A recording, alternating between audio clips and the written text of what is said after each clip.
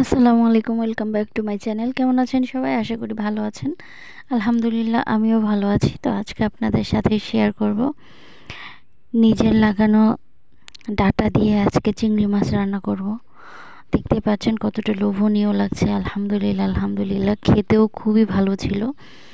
তো প্রথমে আমি কড়াইতে পরিমাণ মতো সরিষার তেল দিয়ে দিয়েছি, পরিমাণ মতো পেঁয়াজ কুচি, পরিমাণ মতো কাঁচামরিচ কুচি দিয়ে দিয়েছি। তারপর আমি একটু নেড়ে চেড়ে নেব, জাস্ট কাঁচা গন্ধটা যাওয়া আগ পর্যন্ত নেড়ে চেড়ে নিচ্ছি। তারপর হচ্ছে পরিমাণ মতো হলুদের গুঁড়া, মরিচের গুঁড়া, স্বাদ মতো লবণ দিয়ে ধনিয়া গুঁড়াও দিয়ে দিয়েছি। দিয়ে একটু নেড়ে চেড়ে হালকা একটু পানি দিয়ে দিচ্ছি। পানি দিয়ে ভালো করে কষিয়ে নিব। কষিয়ে নিয়ে তারপর হচ্ছে আমি এখানে চিংড়ি মাছগুলো দিয়ে দিচ্ছি। চিংড়ি মাছ দিয়ে আরও ভালো করে একটু কষিয়ে নেব।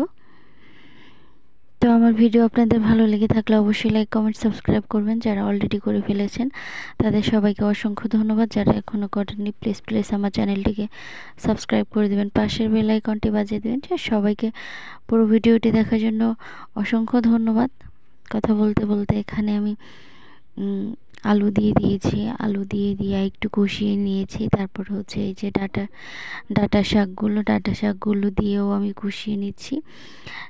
ডাটা শাক দিয়ে ভালো করে কষানো লাগবে না, যেহেতু একদমই নরম, একদমই হচ্ছে কচি শাক। জাস্ট একটু বড় হয়েছে, আমি অমনিতেই উঠিয়ে নিয়ে এসেছি। খেতে খুব ইচ্ছে করছে, তাই ডাটা শাক দিয়ে চিংড়ি মাছ। তো এই তো আমি একটু নেড়ে চেড়ে তারপর হচ্ছে একটুখানি পানি দিয়ে দেব। সেই পানিতেই আমি রান্না করে নেব। তো সবাই ট্রাই করবেন নিজে লাগিয়ে খেতে। টব হোক বা ছাদ বাগান হোক, টবের মধ্যেও খুব ভালো সবজি হয়। অবশ্যই ট্রাই করে আপনারা দেখবেন। তো এই তো এই পর্যায়ে আমি পানি দিয়ে দিয়েছি, ঝোলের পানিটা দিয়ে দিয়েছি। দিয়ে এখন ঢাকা দিয়ে বেশ কিছুক্ষণ রান্না করে নিব। রান্না করে নিয়ে তারপর আমি দেখিয়ে দিচ্ছি কেমন হয়েছে। আলহামদুলিল্লাহ খুবই ভালো হয়েছে। তো দেখতে পাচ্ছেন কতটা সুন্দর হয়েছে, কতটা লোভনীয় লাগছে। আলহামদুলিল্লাহ। তো এই তো যতক্ষণ না পর্যন্ত ঠিক হয়ে যাচ্ছে ততক্ষণ পর্যন্ত রান্না করে নিচ্ছি। এই তো রান্না হয়ে গেছে। তো দেখতেই পাচ্ছেন কতটা সুন্দর হয়েছে।